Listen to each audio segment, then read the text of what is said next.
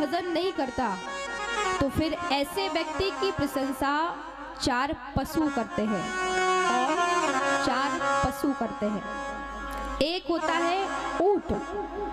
ऊंट ऐसे व्यक्तियों को देख करके बड़ा प्रसन्न होता है कि यदि उसके जीवन में थोड़ा सा पद आ जाए, थोड़ा सा वो बड़ा बन जाए, तो जिस प्रकार से ऊंट मुंह उठा करके चलता है, ऐसे ही वो व्यक्ति भी मुंह उठा करके चलने लगता है।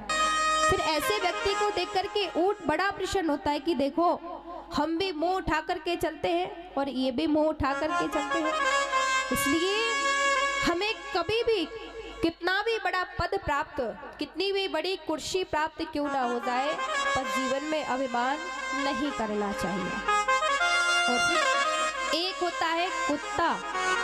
कुत्ता कैसे व्यक्तियों को देख करके बड़ा प्रसन्न होता है कि कुत्ता जैसे किसी घर में प्रतिदिन लड़ाई झगड़ा होता रहता है बिना किसी बात के।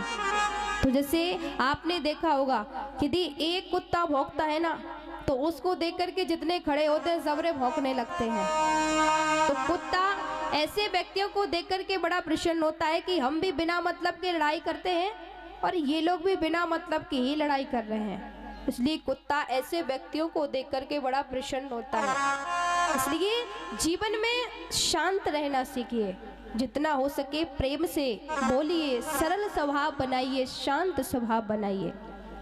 और तीसरा होता है सुअर, जो ग्रामीण सुअर होता है ना, ग्रामीण सुअरों का क्या काम है? केवल खाने का। ना तो उन्हें नहाने से मतलब, ना धोने से मतलब, जैसा मिला जब मिला खा लिया।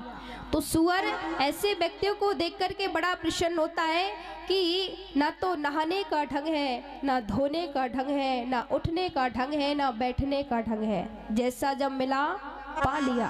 तो सुअर ऐसे व्यक्तियों को देख करके बड़ा प्रसन्न होता है कि कोई बात नहीं, एक आध व्यक्ति तो और ऐसा मिला जो कि हमारी बराबरी का है।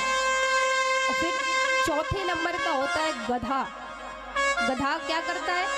गधा जीवन भर अपने मालिक की सेवा करता है और जब वो किसी मतलब का नहीं रहता तो मालिक उसे धक्के दे दे करके बाहर निकाल देता है।